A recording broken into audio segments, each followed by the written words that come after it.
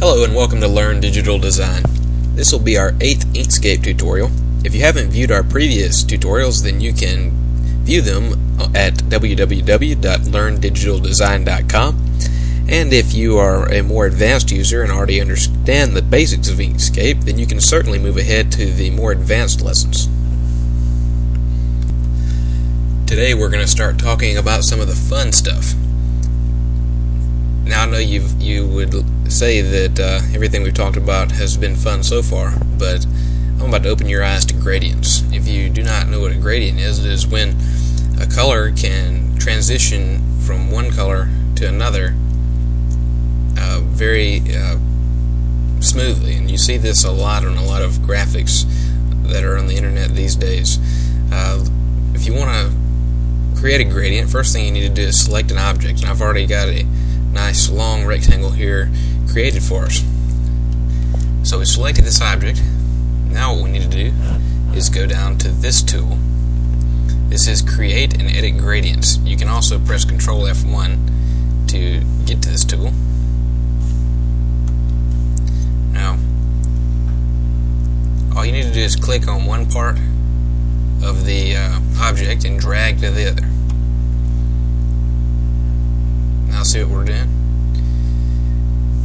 This is creating a gradient that is going from this dark bluish purple color to a transparent color. So if you were to put something underneath of this here, let's send this to back, color it a different color, it's going to show through because this is transparent. What if you don't want this to be transparent? What if you want to transition from blue to red? What you need to do is go back down, select your gradient tool, look up here at the top, and it says Edit. Click on Edit. Now you get a gradient editor that looks probably a lot similar to what the fill and stroke panel looks like. There's a lot of options here, and we're going to go over them as completely as we can. First thing you need to understand is about stops. A stop is where a gradient begins. Right now we have two stops. The beginning stop, where this color starts to transition, and the stop on the right, where it stops transitioning to the other color. If you want to see what I'm talking about starting and stopping, it doesn't matter what we do past this point, this is solid, and past this point is solid. So these are stops. If you want to change this from a transparent color to a solid color, go up here to the stops and select this second stop here. Now you have the options of adjusting this, and you can see it is turned to the most transparent as possible.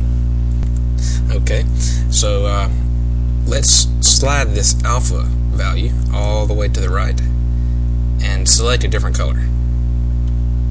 Let's select a red color. Look at that. Now we've transitioned seamlessly from a blue to a red. What if we want more than two colors here? What if we want another color here in the middle? Well, with Inkscape you can have as many colors as you would like. All you need to do is come up here and add another stop. Click Add Stop. And now look what we've got. We've got another handle here in the middle. And what it automatically did was assign the value to that stop as the middle value here. So it doesn't look like anything's changed yet, but now that stop is automatically selected here, as you can see. And let's change it to a green so we can really see. Now that we've got that green there, we can slide it back and forth along the gradient. Also, you can adjust its offset. See how this works? It's going to move it. If you move it to the right, it's going to move closer to the red, and it's pretty much adjusting the center point of where this gradient moves from its most from the transitional phase until it gets to the solid phase, which is in the middle. can just add as many stops as we want. Also, we can delete stops. If we want to delete the stop, delete stop, now it's gone. And of course we have all of our different colors, our color selection methods here that we discussed in the previous tutorial.